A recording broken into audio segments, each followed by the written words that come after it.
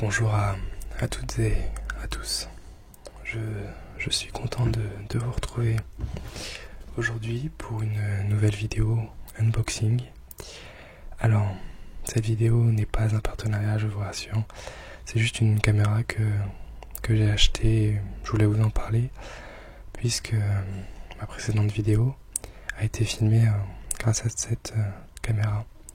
Donc ce n'est pas une GoPro, mais c'est une imitation. Elle s'appelle Adrenaline Expert Sportcam. Et comme vous pouvez le voir sur la boîte, elle filme en Full HD 1080p. Elle est waterproof et elle a un pavé tactile. Je suis, on va dire, assez satisfait de cette caméra, même si je dois avouer que le son est vraiment pas terrible. Mais bon, ces caméras-là sont pas du tout faites pour ça. Elles sont vraiment faites pour filmer, comme vous pouvez le voir, regardez, au sport extrême comme le surf. Il y a le vélo, il y a même le ski là, même en voiture si je me trompe pas, puis plein d'autres activités. Et là, alors, comme vous pouvez le voir, elle est fournie avec beaucoup d'accessoires. Alors avec une petite télécommande qui permet de la contrôler à distance. Alors ça, je crois que c'est pour attacher au surf. C'est comme une ventouse finalement. Ça, c'est pour accrocher sur le casque du vélo. Celui-ci, c'est pour accrocher sur le casque aussi, mais pour faire du ski. Celui-ci, c'est pour accrocher sur le vélo. Et ça, je crois que c'est... ça, c'est la ventouse en fait. Et là, ça, c'est le cache pour que ça soit pas... pour que l'eau ne puisse pas passer, pour que ce soit waterproof.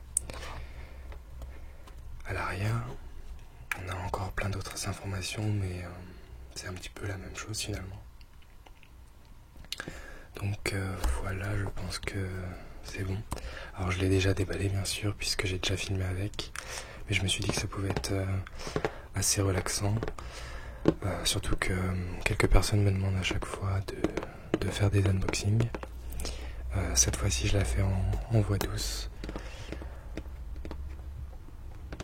Et donc, voilà, je pense qu'on va pouvoir commencer à l'ouvrir. Alors... ah oui, je l'ai payé 70 € à Leclerc. Mais on peut encore trouver d'autres caméras beaucoup moins chères, pour une cinquantaine d'euros, même 30 € dans cette gamme-là. Et bien sûr, sinon il y a les GoPro, mais avec la GoPro Hero 3 coûte 250 € pour presque la même utilisation. Donc je me suis dit que ça ne servait à rien d'acheter cette caméra. Je préfère encore m'acheter peut-être une caméra ou un petit appareil photo pour faire des vlogs dans le futur si ça vous intéresse. Alors, on va tout de suite l'ouvrir. Je vais essayer de baisser peut-être un petit peu. Voilà. Comme ça. Donc, on va ouvrir la boîte.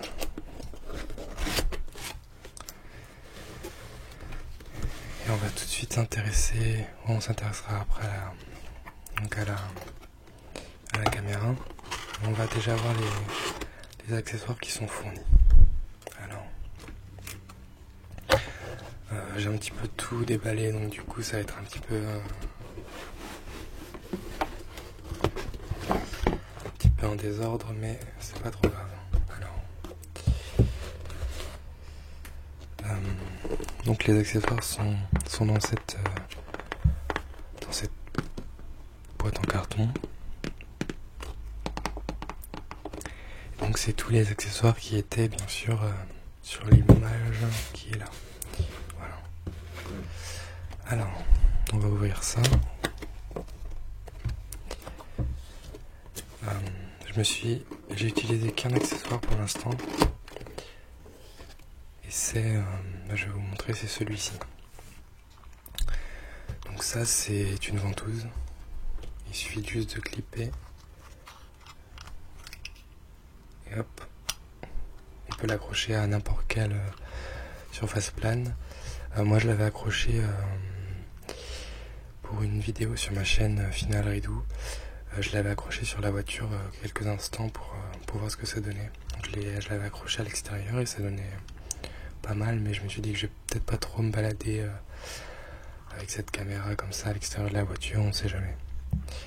Donc voilà, donc ça c'est la ventouse. Je trouve ça vraiment très très utile. Après les autres accessoires, j'en vois pas trop l'utilité.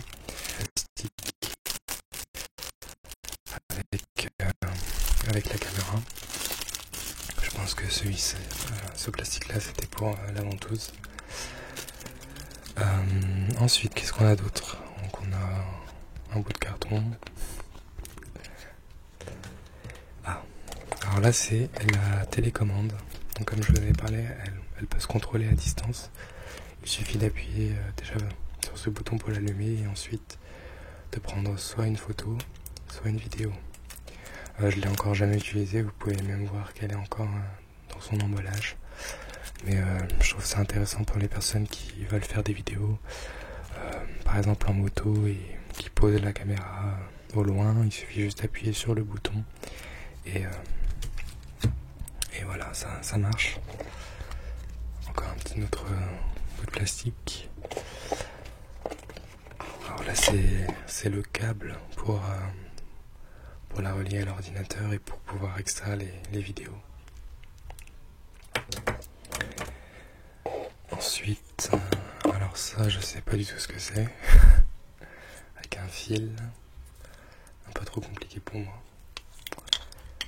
Qu'est-ce qu'on a d'autre encore? On a aussi cet accessoire là et je ne sais pas du tout ce que c'est aussi. Enfin bref. Qu'est-ce qu'on a d'autre? Pardon. Alors, on a un petit autocollant TNB, si on veut l'accrocher je ne sais où.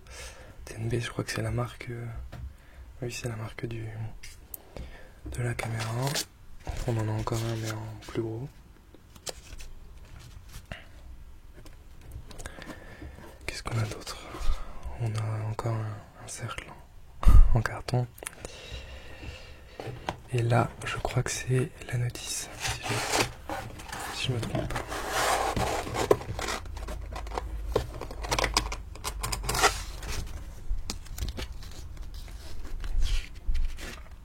Voilà, avec les instructions pour accrocher chacun des accessoires.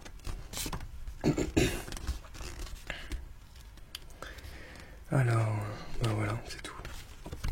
Ah, et encore un papier.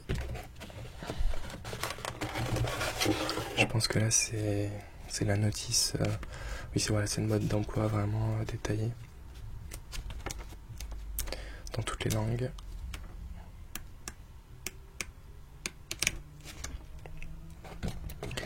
Ah bah décidément il y a encore un autre autocollant, cette fois moyenne taille. Et moi j'ai ajouté une micro SD qui n'était pas fournie bien sûr avec. C'est un peu dommage. Enfin c'est un micro SD adaptateur, c'est pour pouvoir mettre la micro SD et directement sur l'ordinateur, mais j'en ai pas besoin puisque mon ordinateur n'a pas cette option. Alors on va ranger tout ça dans la boîte. Voilà, j'espère que tout va pouvoir bien rentrer.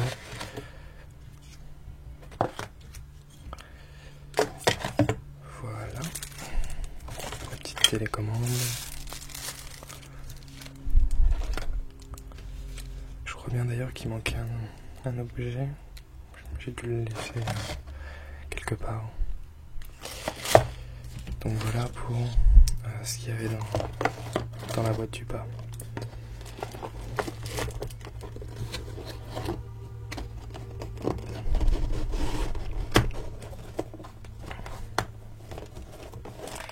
Et maintenant, ce qui nous intéresse vraiment, c'est la caméra. Je vais ranger ça à l'intérieur.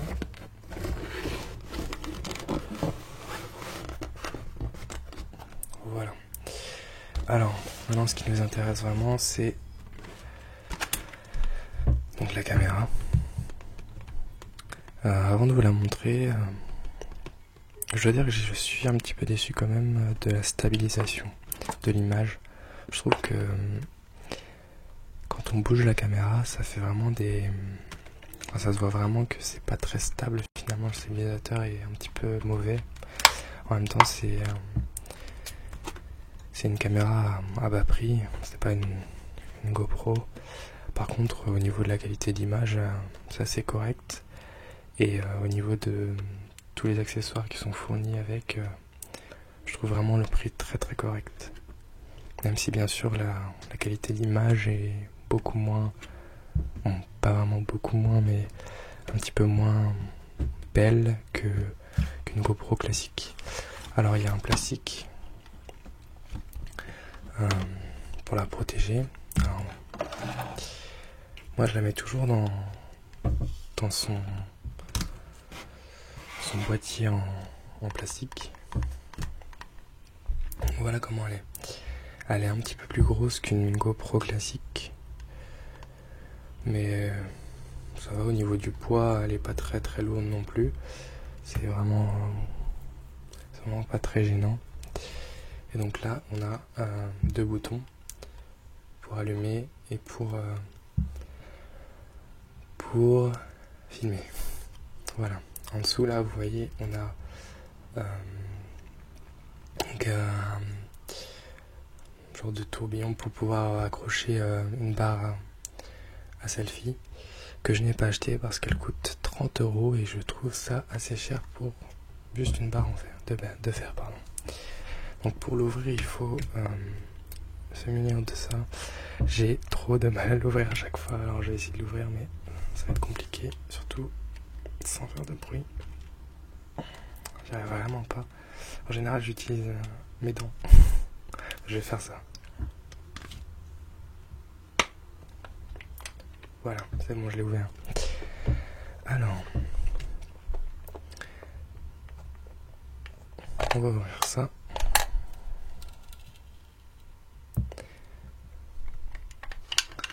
Avant de vous montrer la caméra, je voulais juste vous dire que faut faire attention quand même avec ces genres de boîtiers en plastique, parce que j'ai filmé à la plage et mon petit frère a utilisé un petit peu la caméra et il s'amusait vraiment à frotter la caméra dans le sable comme ça. Et du coup, il y a des mini traces qui sont vraiment pas très voyantes. Bien évidemment, ça va finalement parce que le plastique de devant n'est pas du tout touché, mais par contre à l'arrière, bon, vous verrez pas, je suppose, mais il y a plein de petites rayures. Donc voilà.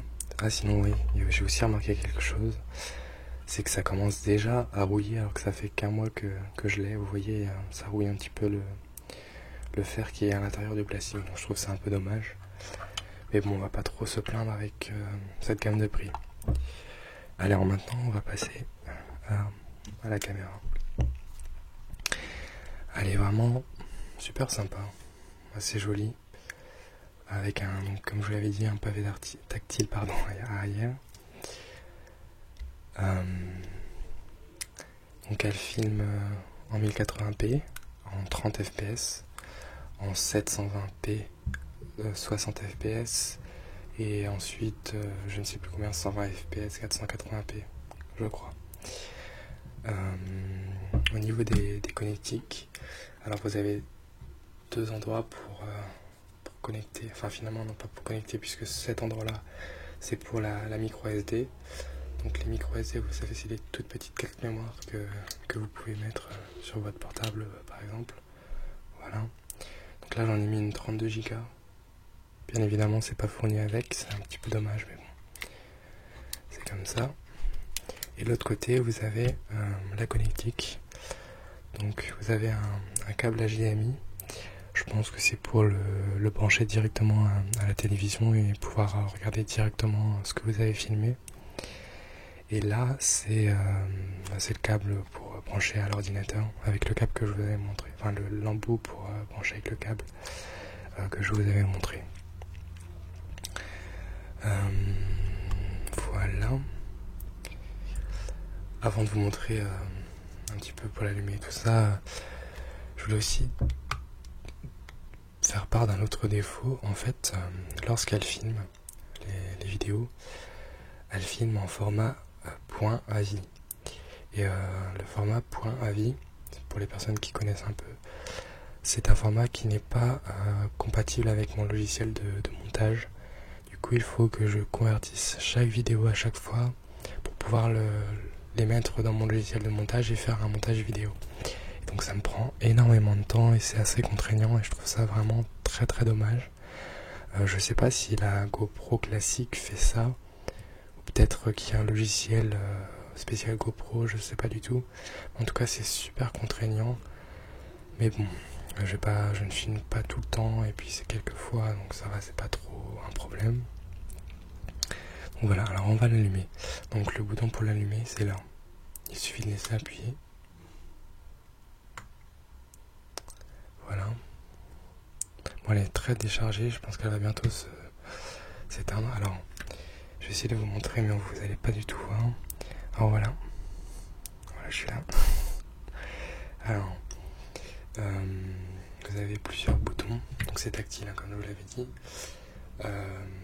Donc vous pouvez appuyer sur ce bouton-là pour avoir accès à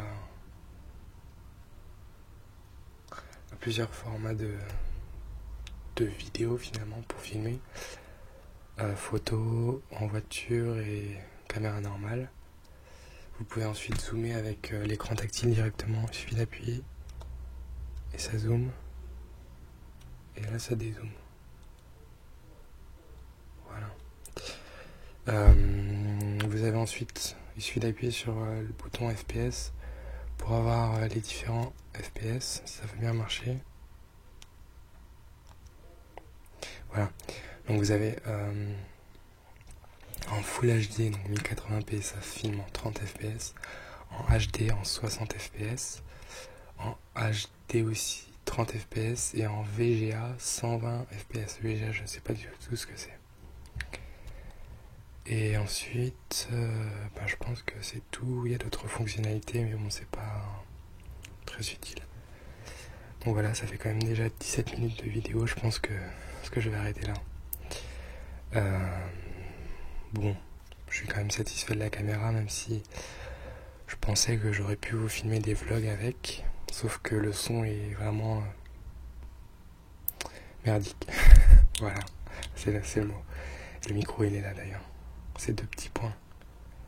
Et le son est vraiment pas terrible, donc du coup c'est pas du tout agréable. Et en plus, les GoPro ça filme, vous voyez, avec un... comment dire, un champ de vision arrondi, je sais pas comment je pourrais dire ça, mais en tout cas c'est assez désagréable, surtout quand on prend la GoPro et qu'on essaie de filmer en face caméra, comme ça. Donc voilà, je vais l'éteindre. Bon, en tout cas j'espère que la vidéo vous a plu. N'hésitez pas à aller voir mes vidéos avec cette caméra. Je vous mettrai les 2 vidéos que j'ai faites avec en barre d'infos. Et je vous dis à la prochaine pour une autre vidéo. Au revoir.